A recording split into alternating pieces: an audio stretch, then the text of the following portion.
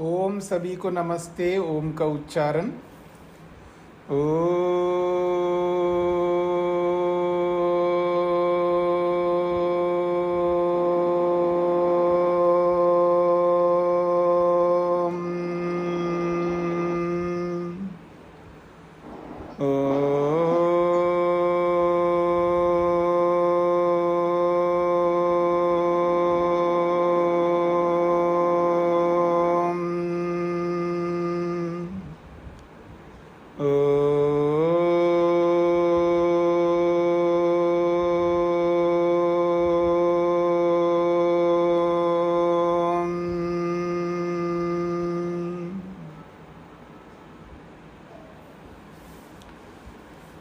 न्याय दर्शन के प्रथम अध्याय के प्रथम आहनिक के अभी तक हमने 8 सूत्र पूरे किए हैं।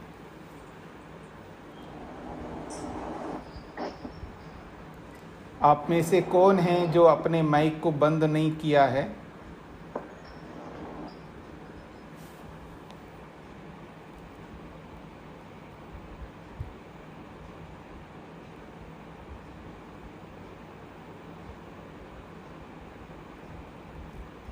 हाँ जी। तो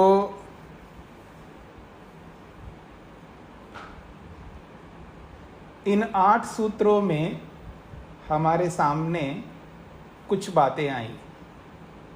पहली बात है 16 पदार्थ, और उन 16 पदार्थों में पहला पदार्थ है प्रमाण, और प्रमाण के 4 भेद, और उन चारों भेदों में जो अनुमान प्रमाण हैं उसके 3 प्रकार, और जो शब्द प्रमाण हैं वो शब्द प्रमाण के 2 विभाग किए हैं, एक दृष्टार्थ और एक अदृष्टार्थ। ये सारी बातें हमें समझनी है। तो आप में से कौन है जो 16 पदार्थ बोल सकते बिना देखे? वो अपने अपने हाथ खड़ा कर दें तो मैं पूछ सकूं उनसे। 1 2 3 4 5 6 7 8 8 ही लोगों ने हाथ खड़ा किया है, और एक माता शकुंतला जी ने 9, और जया बहन जी ने 10 लोगों ने हाथ खड़ा किया है। तो मेरे को ये 10 ही हाथ दिखाई दे रहे हैं।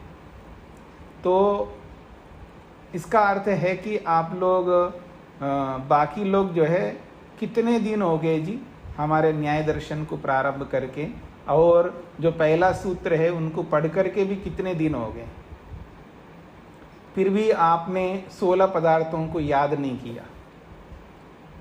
और ऐसा नहीं होना चाहिए। फिर आपका पढ़ना जो है ना वो सार्थक नहीं बन पाएगा। आपको 16 पदार्थ याद होने चाहिए। आधी रात को भी कोई उठा करके पूछे, आप धड़ाधड़ सुना सके, ऐसा आपको याद करना है।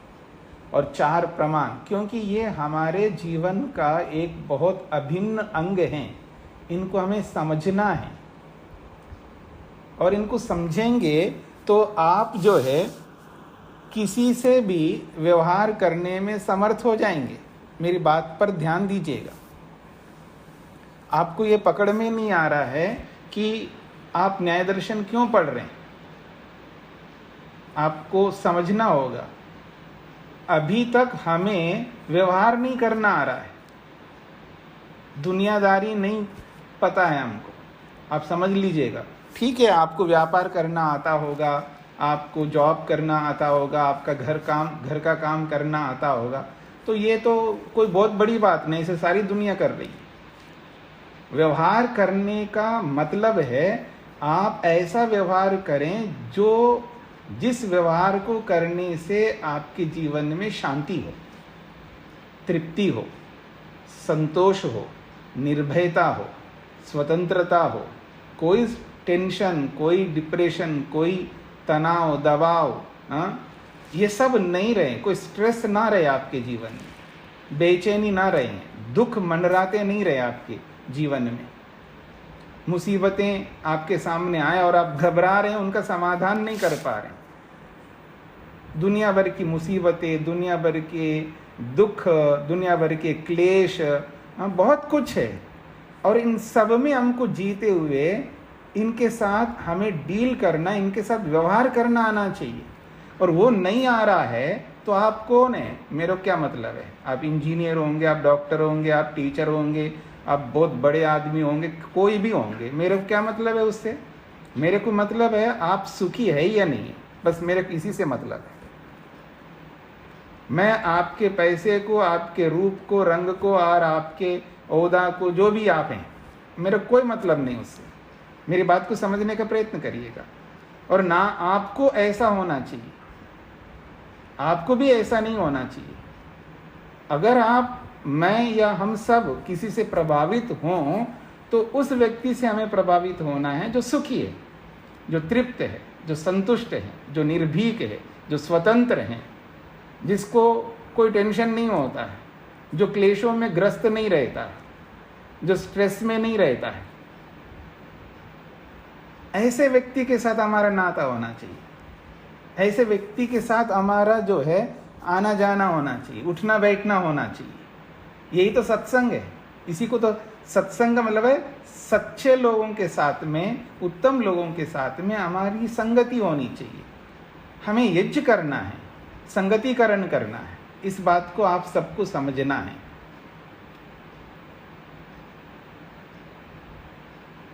अब इस शास्त्र को पढ़ने से हमें व्यवहार करना आएगा। व्यक्ति का जो तर्क शक्ति है वो बहुत बढ़ जाती है। और केवल लड़ाई झगड़ा करने के लिए नहीं है ये है अपने आप को सुखी करने के लिए, सामने वाले को हम संतुष्ट कर सके और अपने आप को भी, स्वयं के लिए भी संतुष्टि हो सके। इसके लिए हम लोग ये शास्त्र पढ़ रहे हैं। तो ये आपको मेहनत करना है, इसमें ये याद करना है आपको। जैसे मैं आपको एक उदाहरण दे रहा हूं कि हमें व्यवहार करना कैसे आएगा, अथवा अपने आप को भी हम कैसे समझा सकते हैं इस शास्त्र को पढ़ने से। पीछे आपने एक बड़ा सिद्धांत जाना है, तस्मिन् तदिति ज्ञानम अतस्मिन् तदिति ज्ञानम। एक बहुत बड़ा सिद्धांत है। आपको याद आ रहा हो तो आप समझने का प्रयत्न करना।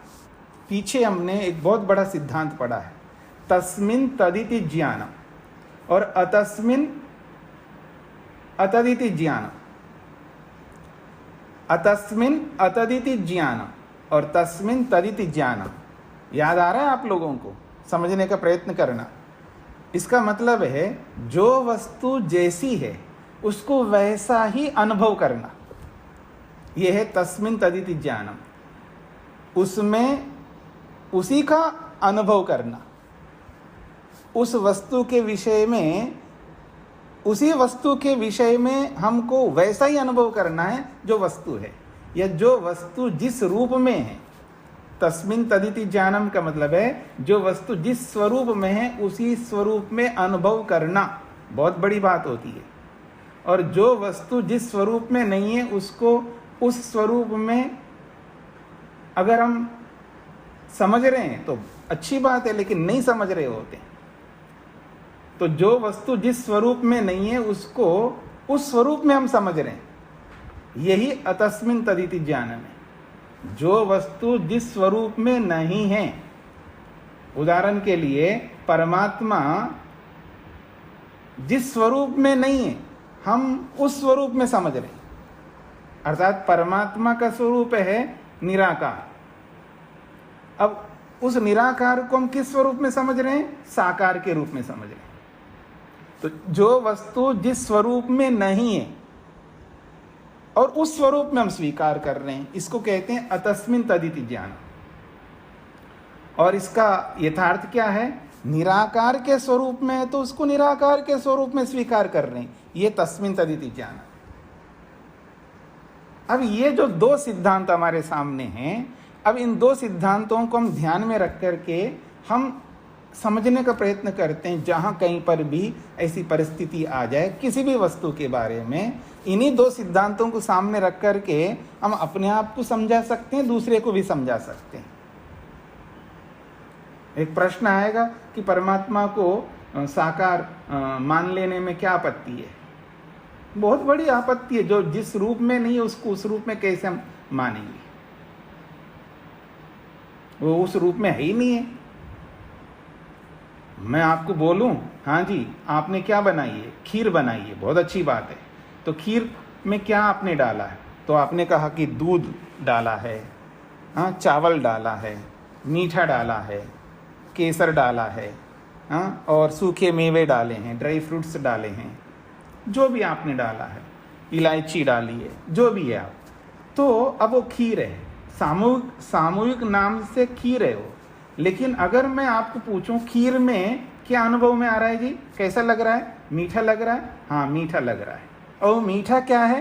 वो चीनी डाला आपने या मिश्री डाला, जो भी आपने डाला, तो मीठे को मीठा ही तो कहोगे, मीठे को नमकीन थोड़ा कहोगे आप। जो वस्तु जैसी उसको वैसा ही तो बोलोगे, उसको बदल करके थोड़ा बोलोगे। मीठे को तो मीठा ही बोलोगे। खीर में क्या है? दूध है, तो दूध को दूध ही तो बोलोगे। खीर में क्या है? चावल है जी, चावल को तो चावल ही तो बोलोगे। उसको बदल करके दूसरे रूप में कैसे? अजी खीर में जो है गेहूं है, ऐसे थोड़ा बोलोगे आप। या खीर में ज्वार है, ऐसे थोड़ा बोलोगे। ये खीर में जो है बाजरा है, ऐसा थोड़ा बोलोगे। अगर बाजरे की खीर बनाओगे तो बाजरा बोलोगे, लेकिन आपने चावल की खीर बनाए तो खीर में क्या डाला है आपने? खीर में क्या अनुभव कर रहे हो जी? इसमें चावल अनुभव कर रहा हूँ। खीर आपने खाई, बहुत अच्छी लग रही है ना, क्या क्या अनुभूति हो रही है?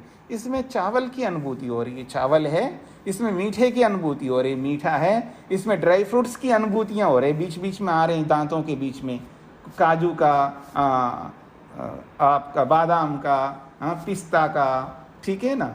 तो जो भी आपने डाला तो वो वही तो बोलोगे जो है। जो वस्तु जैसी उसको वैसा ही तो बोलोगे, उसको बदल करके कैसे बोल सकते हैं? तो इस बात को समझने का प्रयत्न करिएगा। तो जो वस्तु जैसी है उसको वैसा ही बोलना है, और जो जैसा नहीं है उसको वैसा मैं क्यों मानूं? मैं झूठ क्यों बोलूं? असत्य क्यों बोलूं? इस बात को समझने का प्रयत्न करना। नहीं जी मैं तो इसको ऐसा मानता हूं। आपके मानने से, मेरे मानने से वो वस्तु वैसी नहीं बनेगी। वो वस्तु जैसी है वैसी ही रहेगी। इसको कहते हैं तस्मिन् तदिति ज्ञानम। तस्मिन् तदिति ज्ञानम का मतलब है जो वस्तु जैसी है वैसी रहेगी। आपकी मान्यता से, मेरी मान्यता से वो वस्तु बदल नहीं सकती, वो वैसी रहेगी।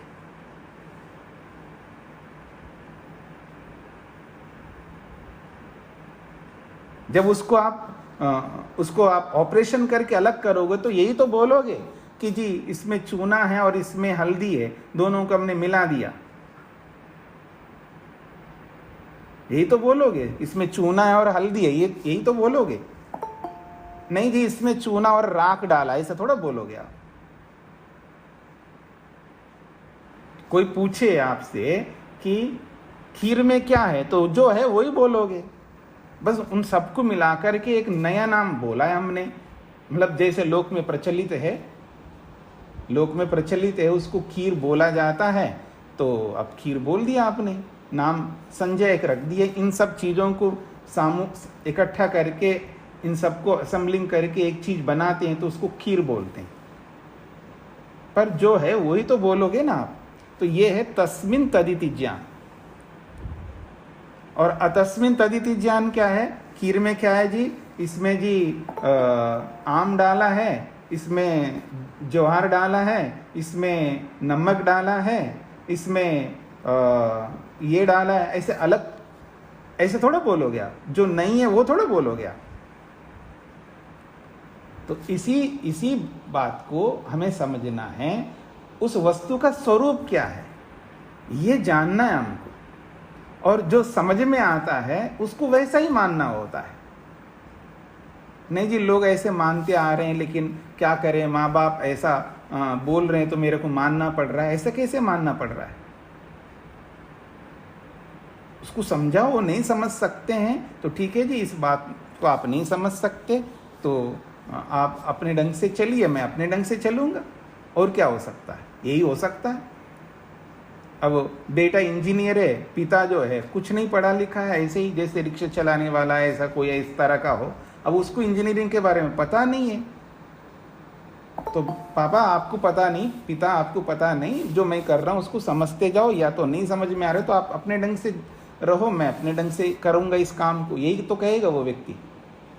पर वो पिता नहीं समझ रहा है, पिता को समझ में नहीं आ रहा है, तो वो इंजीनियरिंग को मेडिकल नहीं बना सकते ना, मतलब वो शरीर विज्ञान तो नहीं बना सकता है ना उसको, वो बदल करके उसको ऐसे थोड़ा बोल सकता है वो, या कुछ और नाम दे दे वो जैसा है वैसे ही रहेगा।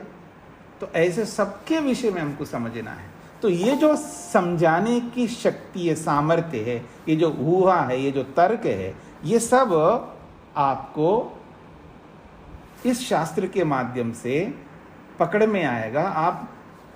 आपके सामने वाले जो भी आपके संबंधी या आपके निकट के निकट रिश्ते में जो भी बनते हैं, उन सबको आप आसानी से समझा सकते हैं, प्रेम से समझा सकते हैं, और शांति से उनको उनके दिमाग में बिठा सकते हैं। वो एक अलग बात है, वो समझना ही नहीं चाहते हैं, एक अलग विषय है। अगर वो समझने की चेष्टा करें तो सबको समझा सकते हैं आप, कोई भी हो। और जो नहीं समझना चाहते उनको समझाने की ज़रूरत नहीं है, फिर उनसे हम नमस्ते करते हैं, ठीक है जी आप अपने ढंग से चलो। अब सास को समझ में नहीं आता है तो ठीक है, आप अपने ढंग से चलिएगा, मैं अपने ढंग से चलूँगी। इसका ये मतलब नहीं है आप अलग रास्ते, अलग खाओ पियो, अलग जगह रहो, मैं अलग से रहूँगा, ये मेरा अभिप्राय नहीं है। उस विषय में ठीक है जी, आप ऐसे समझ रहे हैं तो समझते जाओ।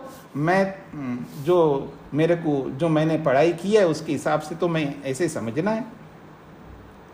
जैसे ये ग्रह होते हैं, चंद्र ग्रहण, सूर्य ग्रहण, ये ग्रह वो ग्रह, तो आप लोग का मतलब जो समझने वाले होते हैं वो खाना नहीं खाते हैं, बना के नहीं रखते हैं, जो भी है। तो बच्चे लोग तो वो मानते नहीं हैं क्योंकि वो पढ़े लिखे होते हैं, तो वो समझाने पर नहीं समझते माँ बाप, तो वो क्या करते हैं, ठीक है जी आपको जो मानना मान लो, हम लोग तो ऐसे करेंगे, हमको तो भूख लग रही है, हम तो इसी समय खाएंगे, या जो भी है हम बना रहे हैं, बना के रख लिया हमने, जो भी है वो करेंगे जो करते हैं। तो ऐसे ही हमको समझ करके चलना हो। जो नहीं समझते हैं उसमें हमको कोई आपत्ति नहीं करनी है, उनको कोसना नहीं है, उनको कुछ भी नहीं बताना है, क्योंकि वो समझने की स्थिति में नहीं है। तो हम क्या कर सकते हैं, वो अपने भी हो सकते हैं, पराये भी हो सकते हैं। हमें कोई द्वेष नहीं करना है, हमें कोई उन्हें धिक्कारना नहीं है, घृणा नहीं करना है, कोई भी अपने ही लोग है सब लोग, क्योंकि हर व्यक्ति को हर बात समझ में नहीं आती है, और नहीं समझ में आती, इससे उनसे दूर होना, उनसे द्वेष करना अपने को नहीं है, अपने को जो सही है वही करना है। तो हमें व्यवहार करना सीखना है, और ये शास्त्र वो सिखाएगा। इस बात को आपको समझ करके चलना है। इसलिए मैंने आपको कहा है कि इस पर थोड़ा गंभीर हो करके, वैसे मैं बहुत धीमी गति से चला रहा हूँ, याद रखना, क्योंकि आप समझ सके, आपको समझाते हुए मैं ले चलूँ। अगर मैं पढ़ाने को तो एक ही दिन में कई पृष्ठ पढ़ा सकता हूँ, मेरे को क्या दिक्कत है। अगर मेरे सामने विद्यार्थी हो जो भाषा विज्ञान को समझने वाले, व्याकरण समझने वाले होंगे, उनके लिए तो मैं बहुत शीघ्रता से पढ़ा दूंगा, क्योंकि वो समझते जाएंगे। पर मैं आपके लिए इसको आराम से इसलिए पढ़ा रहा हूँ ताकि आप समझते हुए आगे बढ़े। ऐसा ना हो मैं पढ़ा दिया और आपको समझ में कुछ नहीं आया और मैं आगे बढ़ता जाऊं और कल को आप कहेंगे जो समझ में नहीं आ रहा है, तो वो स्थिति ना है, इसलिए आराम से मैं चल रहा हूं।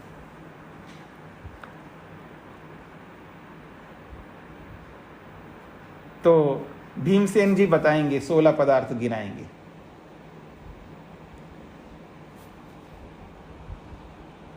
माइक खोलिएगा। प्रमाण, प्रमेय,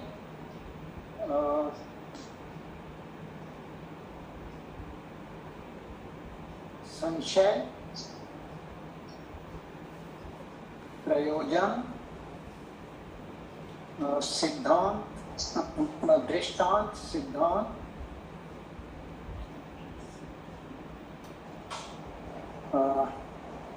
निर्णय,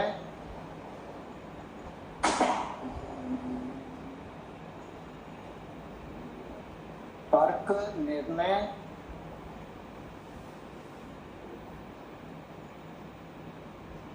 वाद,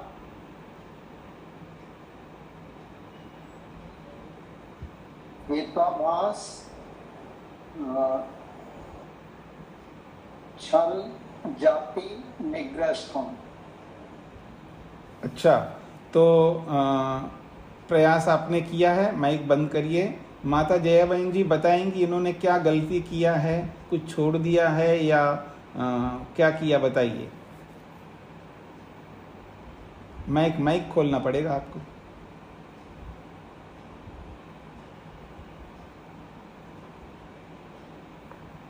प्रमाण, प्रमेय, संशय,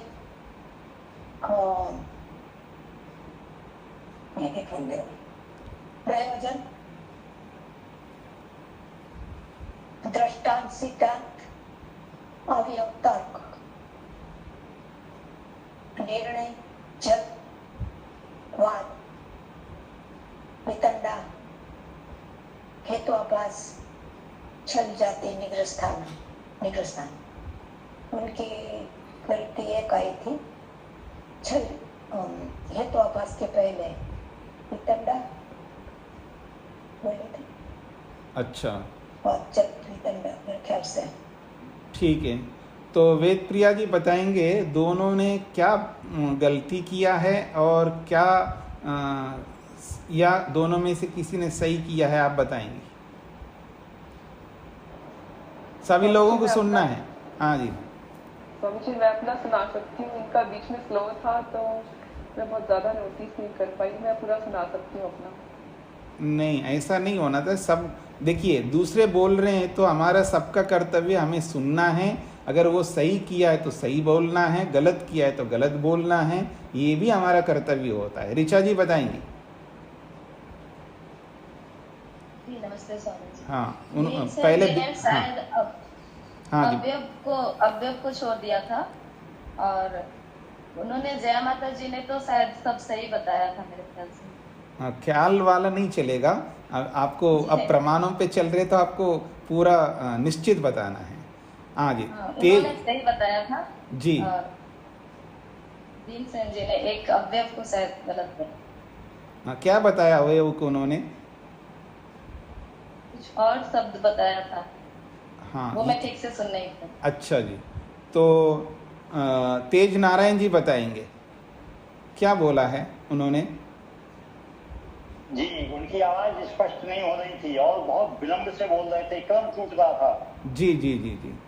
अच्छा जी, हाँ, तो मेरे को तो ये सुनाई दिया है कि वो अवयव के स्थान में अन्वय शायद बोले होंगे। हाँ, अन्वय मेरे को सुनाई दिया है। हाँ, तो वो स्वीकार कर रहे हैं। हाँ, वो स्वीकार कर रहे हैं अवयव के स्थान पर अन्वय शब्द बोला है उन्होंने। मेरे को ऐसे सुनाई दिया, उन्होंने भी स्वीकार किया, हाँ मैंने अन्वय बोला है जी। और माता जय बहन जी ने पूरा ठीक सुनाया। एक गड़बड़ किया बाद में। जी, क्या किया? हाँ, क्या छोड़ दिया? वाद। हाँ, दूसरे लोग नहीं बोलेंगे ना। मैं पूछ रहा हूँ तेज नारायण जी से, और बाकी दूसरे लोग बोलेंगे तो आप गलती कर रहे हैं ये माना जाएगा। हाँ, माता जी बंद करिए माइक को। हाँ जी, अल्पना जी बताएंगी।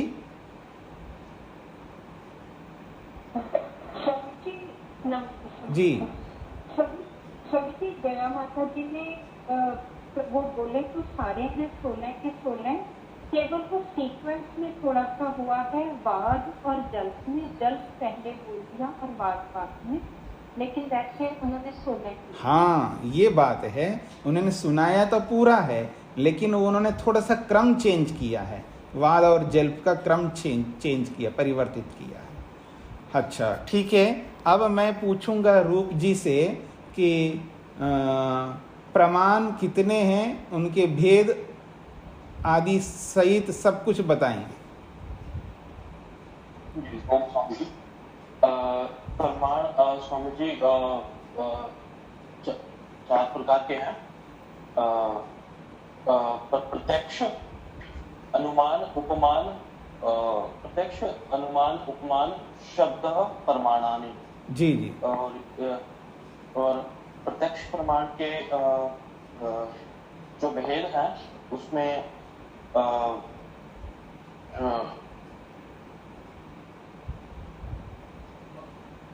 प्रत्यक्ष प्रमाण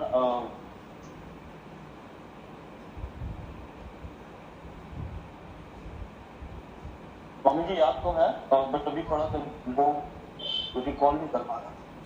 आगे का बताइए। प्रत्यक्ष प्रमाण में स्वामी जी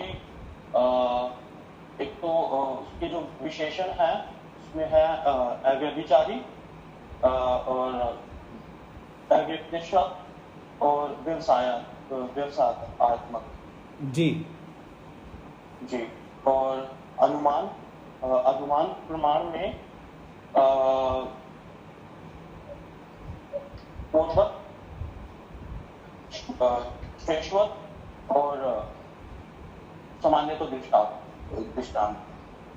और उपमान प्रमाण में स्वामी जी किसी उसे कहते हैं कि जो किसी कोई प्रसिद्ध वस्तु के जो गुणों के, किसी प्रसिद्ध वस्तु के गुणों के आधार पर जानने योग्य वस्तु को जनाने वाला उपमान प्रमाण है। जी। और शब्द प्रमाण स्वामी जी आप तो उपदेश हो शब्द प्रमाण, जो किसी सुदृढ़ जो प्रमाण के आधार पर जो हमें जानकारी मिलती है उसे शब्द प्रमाण है। और कुछ बचा है बताने में?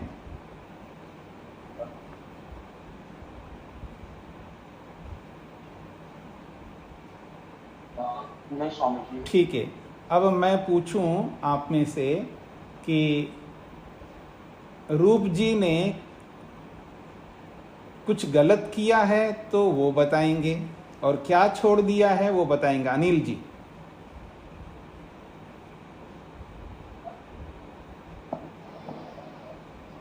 तो मेरी रूप जी ने जो प्रमाण बताए हैं उन्होंने ये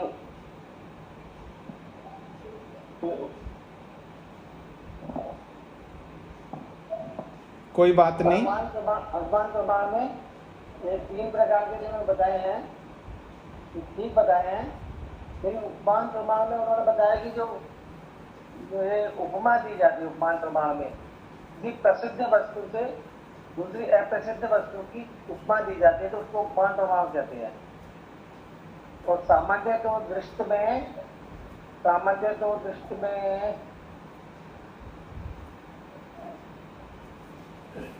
ठीक है, कोई बात नहीं। हाँ, शेखर जी बताएंगे क्या गड़बड़ किया है वो पूरा बताइए। जी प्रणाम स्वामी जी। जी। उन्होंने शब्द प्रमाण में दृष्टार्थ और अदृष्टार्थ पदार्थों को छोड़ा है। एक बात और क्या गड़बड़ किया है? और तो नहीं मुझे। हाँ, अपने जो हाथ खड़ा किया ना वो सब बंद कर लीजिए पहले, फिर मैं अब पूछूंगा, फिर वो हाथ खड़ा करेंगे तो मेरे को पता लगेगा। हाँ, अब अपने हाथ बंद कर लीजिएगा। अच्छा, अब रूप जी ने वास्तव में क्या गड़बड़ किया है पूरा का पूरा कौन बता सकते, वो हाथ खड़ा करेंगे। हाँ, एक हाथ खड़ा हुआ है अल्पना जी का, बोलिए। अच्छा, 3 हाथ खड़ा किए, कोई बात नहीं, पहले आप बोलिए। प्रत्यक्ष प्रमाण के भेद कहे हैं, हालांकि उनका नाम नहीं बता पाए, लेकिन उसके भेद कहे हैं, तो प्रत्यक्ष प्रमाण का कोई भेद नहीं जी। ये गड़बड़ उन्होंने किया है। हाँ, प्रत्यक्ष प्रमाण का शब्द प्रमाण का है। हाँ, पहले रुक लेते हैं। प्रत्यक्ष प्रमाण के उन्होंने भेद बताए हैं, अव्यपदेश्य, अव्यभिचारी और व्यवसायात्मक। ये भेद नहीं है प्रत्यक्ष प्रमाण के, ये तो प्रत्यक्ष प्रमाण, पहले सुन लीजिएगा, प्रत्यक्ष प्रमाण की ये विशेषताएं हैं। विशेषताएं अलग होती है और भेद अलग होता है। भेद एक दूसरे को अलग करता है और विशेषता जो है उस वस्तु को या उस चीज को पुष्ट करता है। मतलब विशेषता जो है पुष्ट करती है, उसको दृढ़ बनाती है, उसको महान बनाती है वो विशेषता, और भेद जो है ना उसको अलग करता है। ये दोनों में अंतर है।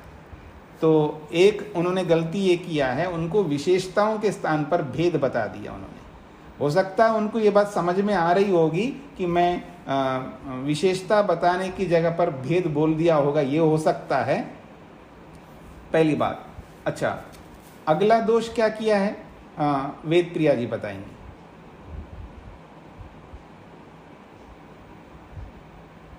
स्वामी जी शब्द प्रमाण का वही जो दो भेद नहीं बताए थे, और एक उपमान प्रमाण की परिभाषा पूरी से नहीं बताई। कोई बात नहीं, उसमें परिभाषा मैंने पूछी नहीं है, केवल प्रकार। हाँ जी, हाँ वो तो शेखर जी ने बताया। और भी कोई दोष बताया है, ऋचा जी बताएंगे। और कोई दोष बताया क्या उन्होंने?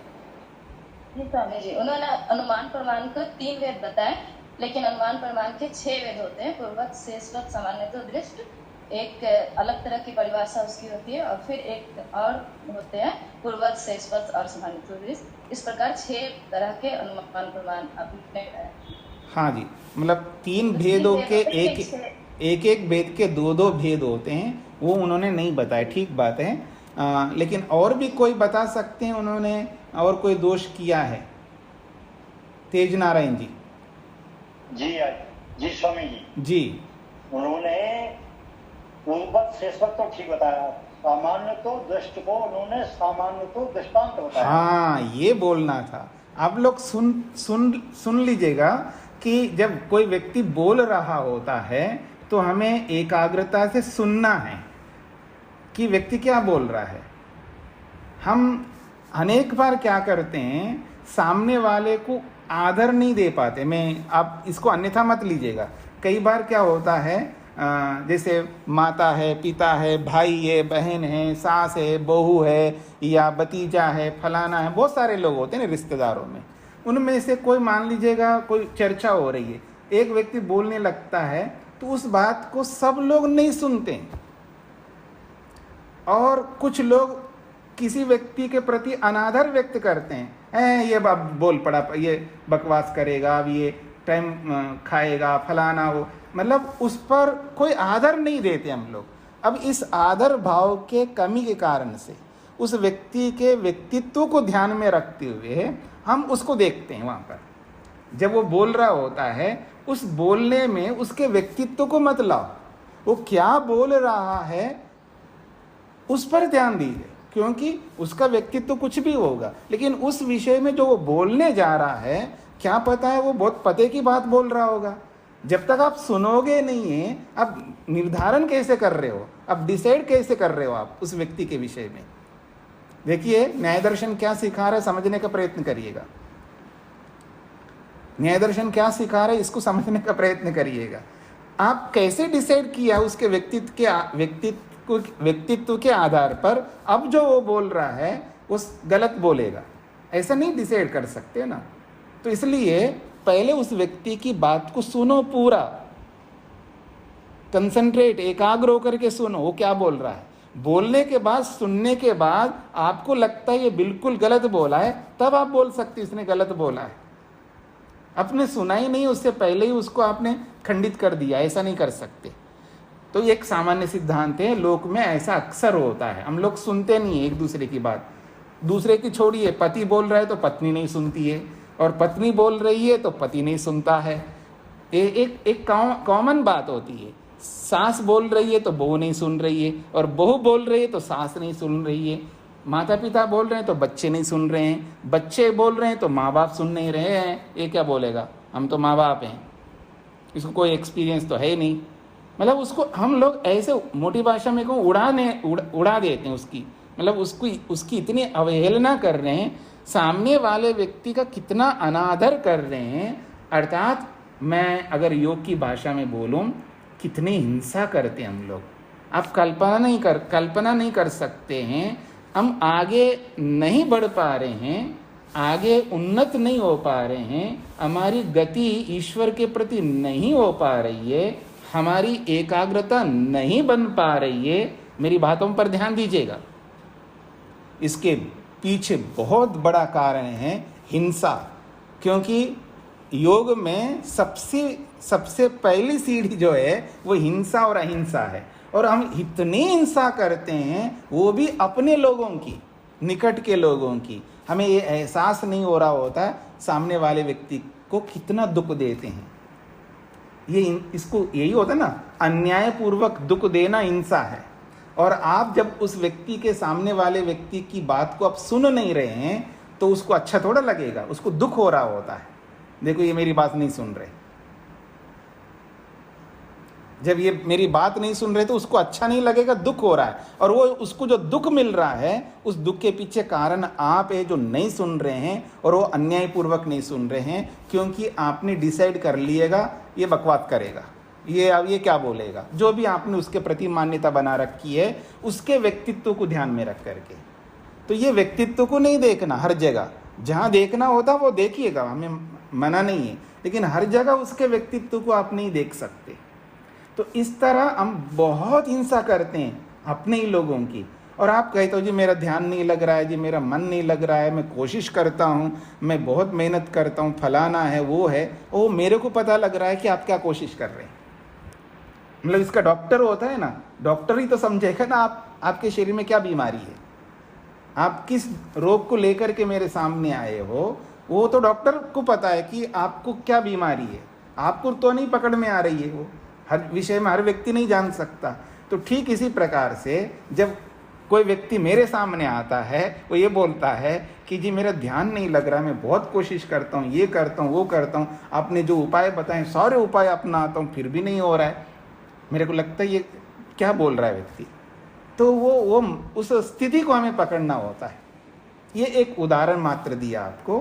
खैर, तो रूप जी ने जो प्रेजेंट किया, अपना विषय प्रस्तुत किया, तो उसके जो दोष है आपने से बहुत सारे लोगों ने बोला है, लेकिन तेज नारायण जी ने वो पकड़ लिया है कि उन्होंने सामान्य तो दृष्ट शब्द के स्थान पर सामान्य तो दृष्टांत उन्होंने बोला है।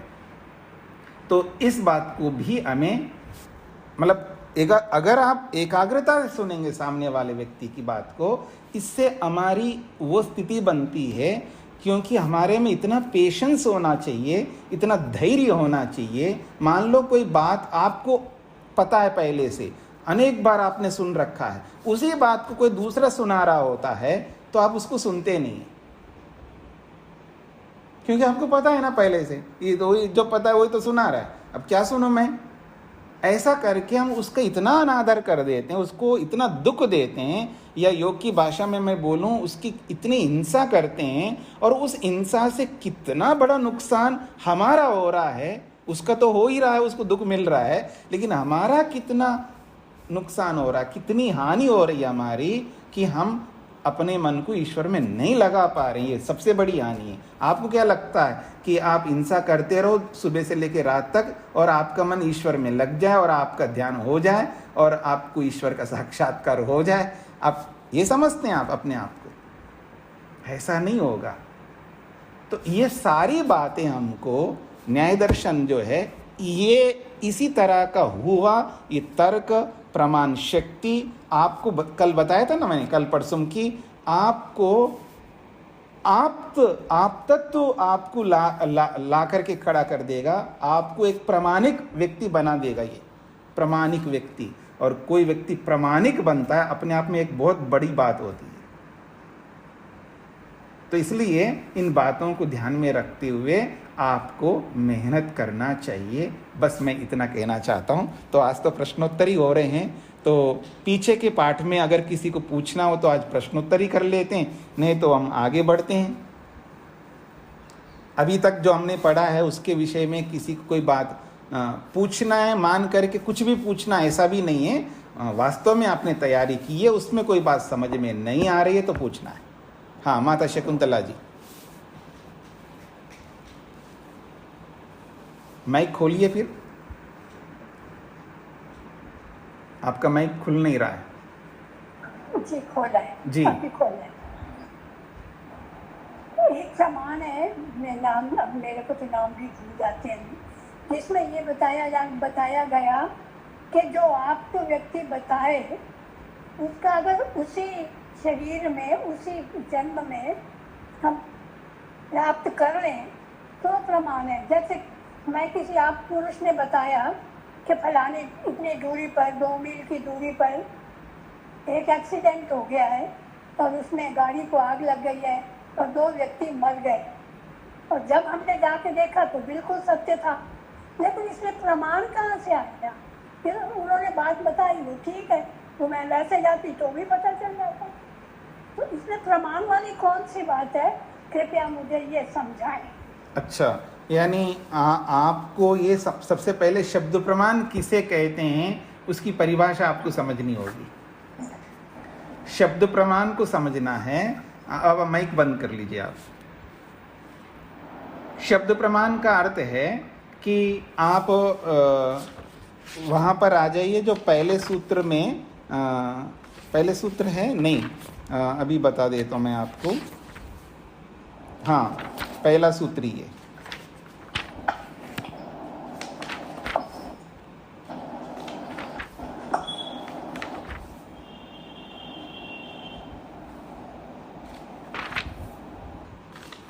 माइक बंद कर लीजिए माता जी। जब बोलना है तभी आपको माइक खोलना है, नहीं तो ये आपको परेशान करेगा।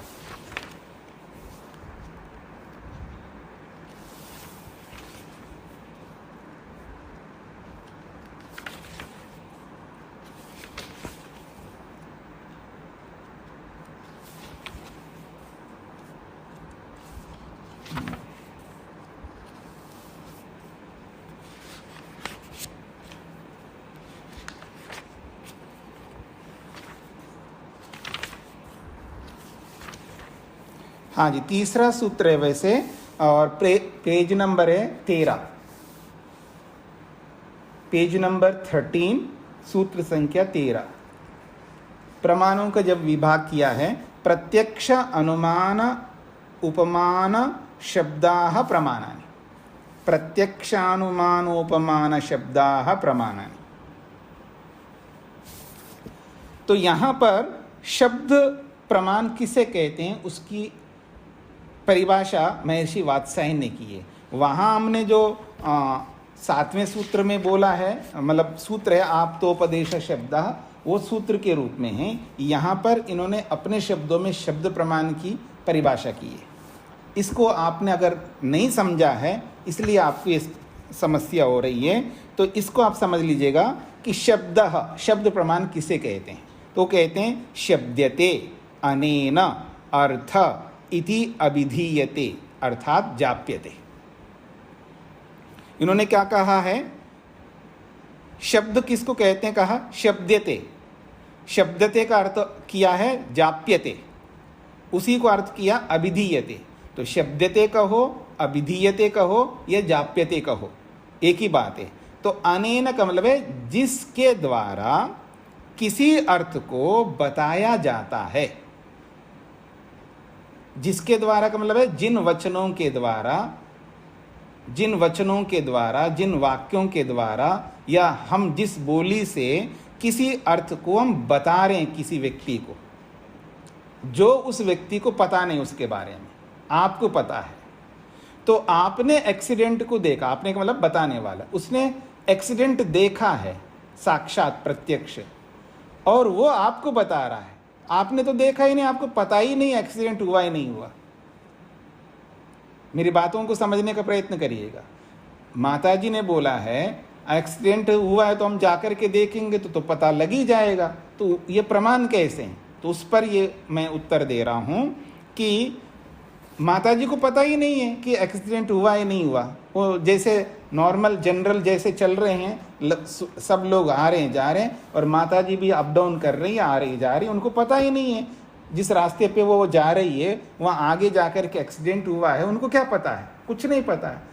अब उस एक्सीडेंट को जिसने देखा पहली बार, और वो आकर के माताजी को बोल रहा है अनेना, जिन शब्दावलियों के माध्यम से अर्थ, उस एक्सीडेंट रूपी अर्थ को अभिधीयते, बताता है, जाप्यते, प्रस्तुत करता है कि वहाँ अमुक जगह पर एक्सीडेंट हुआ है। तो उनके बताने से, उनके शब्दों से उनको एक जानकारी मिल रही है कि एक्सीडेंट की जानकारी मिल रही है। ये जो जानकारी मिली, ये जो ज्ञान मिला, ये किसके माध्यम से मिला? उनके बताए हुए शब्दों के माध्यम से मिला है। तो वो जो जिन शब्दों के माध्यम से जिस वस्तु रूपी एक्सीडेंट के बारे में जो जानकारी मिल रही है, वो जानकारी उन शब्दों के माध्यम से मिली है, इसलिए उसको शब्दों के माध्यम से मिलने वाली जानकारी को शब्द प्रमाण कहते हैं। अब ये शब्द प्रमाण हो गया। अब वो जब जाकर के देखेंगी तो वो प्रत्यक्ष प्रमाण हो जाएगा। वो इंद्रियार्थ सन्निकर्ष के कारण से वो प्रत्यक्ष प्रमाण हो जाएगा। अब कि जैसे हम लोग आजकल ज्योतिष का शिविर चल रहा है, तो तिथि पंचांग के बारे में चर्चा हो रही है, बहुत सारी बातें हो रही है। तो कल जैसे अष्टमी है, कल अष्टमी है, कल छुट्टी रहेगी आपकी। अब कल अष्टमी है, तो अष्टमी है कैसे पता लगेगा? तो उसका अपनी गणित है। तो किसी ने बताया अष्टमी ऐसा बनता है, मतलब अष्टमी जो है, ये अष्टमी जो तिथि है वो इस प्रकार से, इस प्रक्रिया से अष्टमी तिथि बनती है। तो तिथि कैसे बनती है? तो वो पंचांग के माध्यम से हमको समझ में आता है। तो अब किसी को पता नहीं तो उसको बता दिया। अब वो जब वो अष्टमी आएगी उस दिन वो देखेगा तो उसको प्रत्यक्ष होगा, लेकिन उससे पहले तो हमको पता लग रहा है ना अष्टमी कल है। किसने बताया? तो पंचांग शास्त्र को बनाने वाले ने या पंचांग को प्रस्तुत करने वाले ने हमें बताया, तब हमको पता लग रहा है अष्टमी है कल। तो हमारे लिए जब तक वो प्रत्यक्ष नहीं करेंगे तब तक तो जानकारी तो हो रही ना। और वो जानकारी किसके माध्यम से हो रही है? उस व्यक्ति के शब्दों के माध्यम से हो रही है। तो शब्दों से होने वाली जानकारी को शब्द प्रमाण कहते हैं, इसलिए ये प्रमाण है। और मुक्ति के बारे में, स्वर्ग के बारे में न जाने कितने विषयों के बारे में मैंने बोला था ना कि शब्द प्रमाण बहुत व्यापक होता है, और जितना व्यापक शब्द प्रमाण होता है उसके सामने जो प्रत्यक्ष है वो 1% भी नहीं होता। याद रखना, यूँ समझ सकते हो आप, 1% होता है, 2% हो सकता है, 4% हो सकता है, 5% भी हो सकता है। किसी किसी के लिए बहुत बड़ा साइंटिस्ट होगा या बहुत बड़ा जिसका दिमाग होगा, जो बहुत अधिक बुद्धि रखने वाला होगा, बहुत अधिक मेहनत करने वाला होगा, उसको 5-10% हो जाएगा प्रत्यक्ष। तो इसलिए ये शब्द प्रमाण कहलाता है। हाँ, बाकी सब लोगों को समझ में आ गई जी जो मैंने प्रस्तुत किया है। अब माता जी बताएंगी। स्वामी जी धन्यवाद। आपको समझ में आ गया? हाँ जी, आ गया जी, आगे। हाँ, बहुत बहुत धन्यवाद। शेखर जी को क्या पूछना है?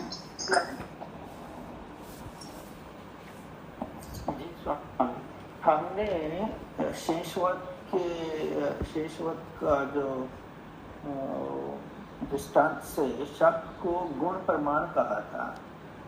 हाँ, आप ये कह सकते हैं शेषवत प्रमाण के माध्यम से गुण पदार्थ कहा था। जी जी।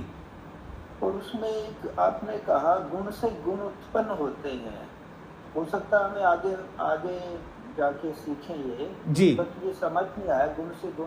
हाँ जी जी जी, वो आप वैशेषिक दर्शन जब पढ़ोगे तब विस्तार से समझ में आएगा, क्योंकि ये विषय जो है वैशेषिक दर्शन का है। तो वैशेषिक दर्शन ये कहता है जैसे द्रव्य से द्रव्य उत्पन्न होते हैं, द्रव्य से द्रव्य उत्पन्न होते हैं, मतलब कारण द्रव्य कार्य द्रव्यों को उत्पन्न करते हैं।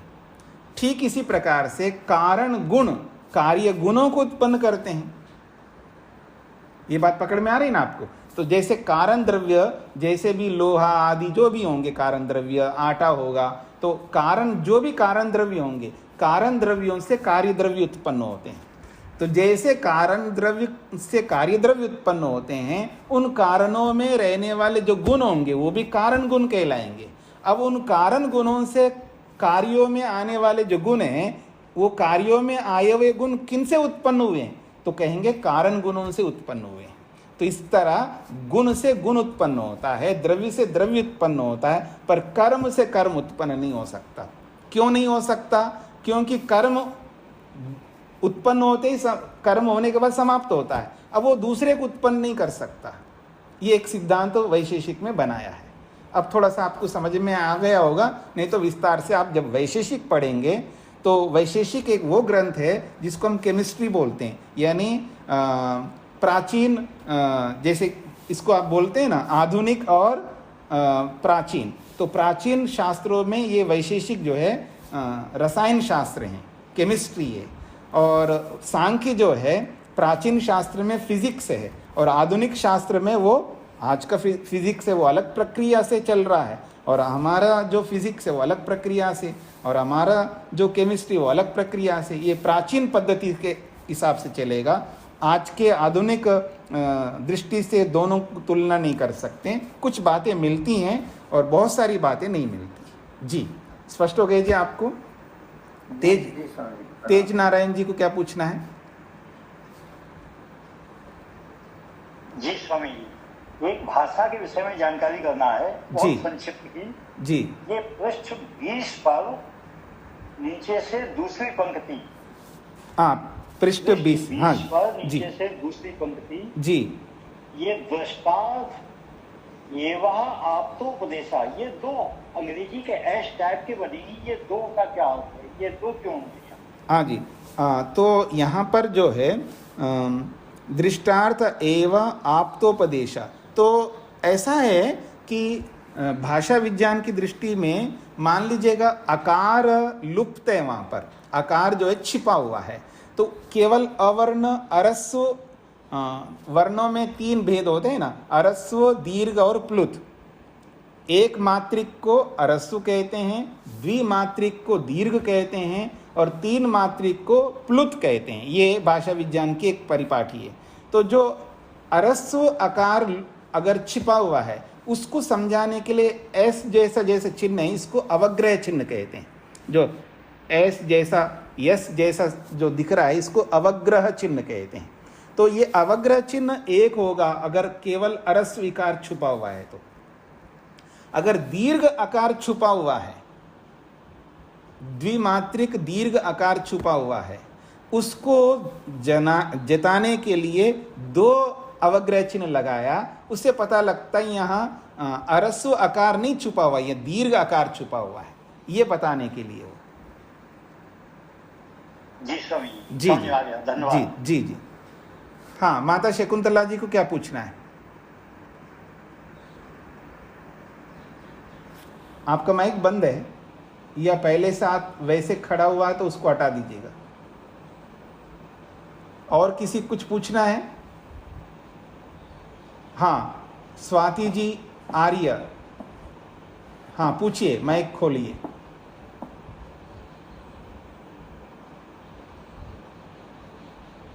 माइक खोलिए, माइक बंद है आपका।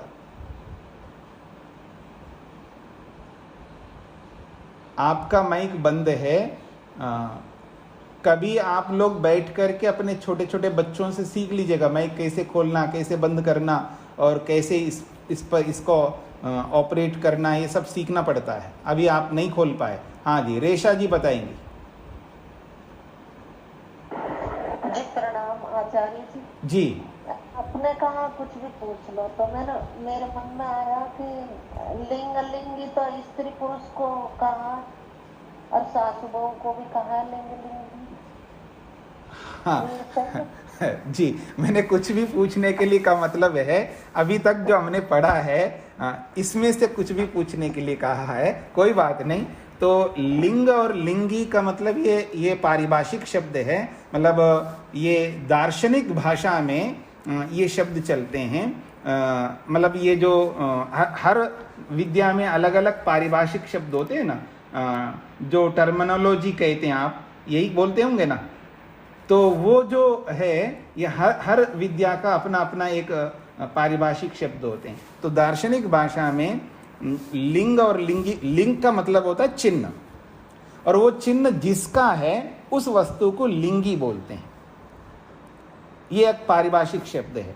मतलब जैसे हम लोग गुण गुणी कहते हैं, धर्म धर्मी कहते हैं, और लिंग लिंगी कहते हैं, ये पारिभाषिक शब्द है। तो इसका यही अर्थ होता है। तो लिंग का मतलब है चिन्ह है, पहचानने का एक आधार है जिसके माध्यम से हम किसी को पहचानते हैं। तो जैसे ध्वज है हमारा, भारत का जो ध्वज है वो एक लिंग है, एक चिन्ह, एक सिंबल है, और उसको देख करके हमें भारत का पता लगता है। तो ऐसे बहुत सारे चिन्ह होते हैं, उनको लिंग के रूप में बोलते हैं, पहचानने के आधार। तो उस आधार से किसी चीज को हम समझ रहे हैं और वो जो है उसका नाम रख दिया लिंगी, यानी लिंग से जानने योग्य वस्तु को लिंगी कहते हैं।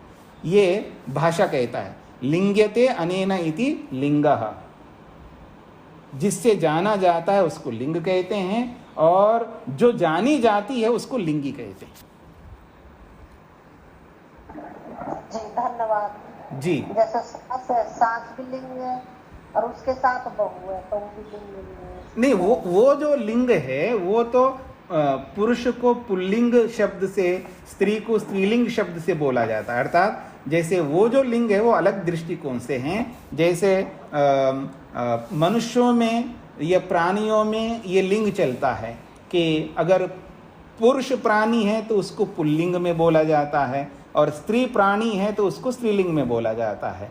चाहे वो कुत्ता, गधा, घोड़ा या गाय हो, उनमें भी पुल्लिंग स्त्रीलिंग चलता है, क्योंकि वो भी प्राणी है। प्राणी मात्र के लिए दो लिंग चलते हैं, पुल्लिंग और स्त्रीलिंग।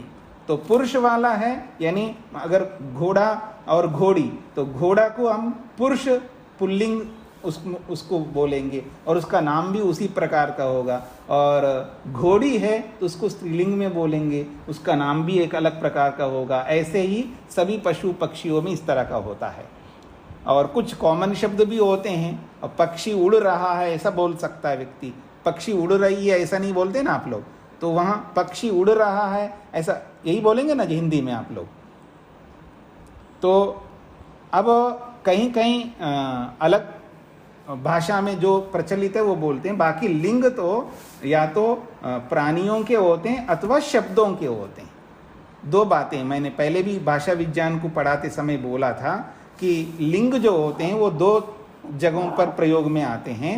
एक तो शब्दों के लिंग होते हैं, शब्द का लिंग होता है। अभी माइक बंद कर लीजिएगा। जैसे कोई वायु शब्द है, अग्नि शब्द है, ये इन शब्दों के लिंग है। वायु पुल्लिंग में है, वायु शब्द पुल्लिंग में होता है, अग्नि शब्द पुल्लिंग में होता है। तो जैसे देवता शब्द है, तो देवता शब्द जो है संस्कृत में देवता स्त्रीलिंग में है, और जब हम पुल्लिंग में हिंदी में जब बोलते हैं उसको पुल्लिंग में बोलते हैं। तो शब्दों का अपना विषय है, तो शब्दों के लिंग बनाए गए हैं ताकि व्यवहार करने में आसान होता है।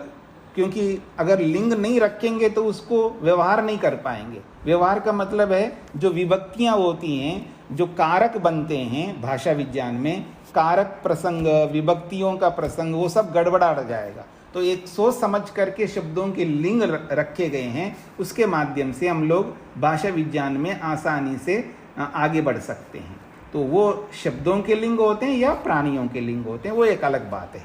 और यहाँ लिंग लिंगी का मतलब है पहचानने का आधार जो पदार्थ है उसको लिंग कहेंगे, और उस पहचान के आधार रूपी वस्तु से जिस वस्तु को हम पहचानते हैं उस वस्तु को लिंगी कहते हैं। ये एक अलग विषय है जी। हाँ, भीमसेन जी को क्या पूछना है? स्वामी जी, विविक्षा शब्द के क्या अर्थ हैं? क्या बोला आपने? विविक्षा। विविक्षा, जी। विविक्षा, विवक्षा हो सकता है। विवक्षा, हाँ, विवक्षा का मतलब होता है अब मैं इसको ऐसा बता सकता हूँ, अपेक्षा यानी एक्सपेक्टेशन।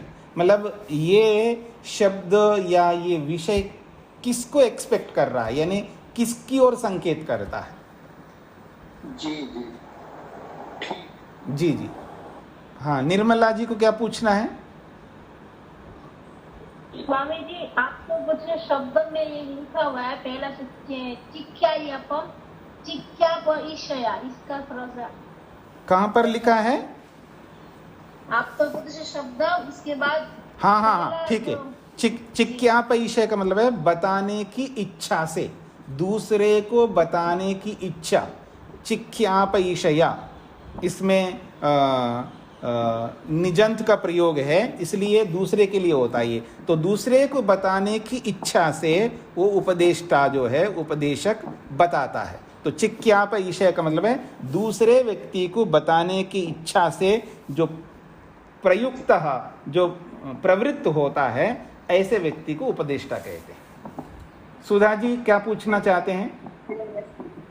स्वामी जी, अभी तो माता जी ने प्रश्न किया था कि किसी ने हमें बताया और हमने दुर्घटना को देखा, तो जिन्होंने बताया तो हम उसको शब्द प्रमाण बोलेंगे, और जब प्रत्यक्ष कर लिया है तो वो प्रत्यक्ष प्रमाण बोलेंगे उसको। हाँ जी, बिल्कुल बिल्कुल। आप सब लोगों को ये समझना है, जब प्रत्यक्ष अनुमान आगमा शब्दाः प्रमाणानि, जब उस सूत्र को पढ़ते समय हमने ये भी समझा था कि प्रत्यक्ष प्रमाण कितना बलवान होता है, और उस प्रक्रिया में ये सारी बातें बताए थे। पहले किसी ने हमको शब्द प्रमाण के माध्यम से जानकारी मिलती है, और उसके माध्यम से फिर हम अनुमान करना चाहते हैं, फिर उस अनुमान के बाद में हम फिर प्रत्यक्ष करना चाहते हैं, सारी बातें बताई गई थी।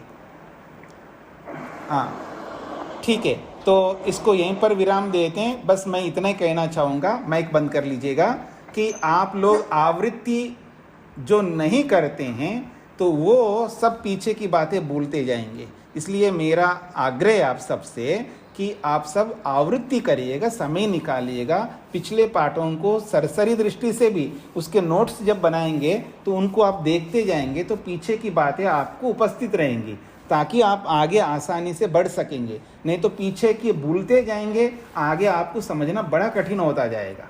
तो इसलिए आगे कठिन ना हो, तो इसलिए पीछे की आवृत्ति करते जाइए, क्योंकि ये सारी बातें आ चुकी हैं कि प्रत्यक्ष प्रमाण, अनुमान प्रमाण, शब्द प्रमाण, इनका एक प्रमाण ही पर्याप्त होता है किसी दृष्टि से, और किसी दृष्टि से चारों प्रमाणों की आवश्यकता होती है। सारी बातें हमने पढ़ ली है पीछे, इसलिए उनको आप आवृत्ति करेंगे तो आपको आसान रहेगा। बस इसको यहीं पर विराम देता हूँ। ओम शांति शांति शांति। कल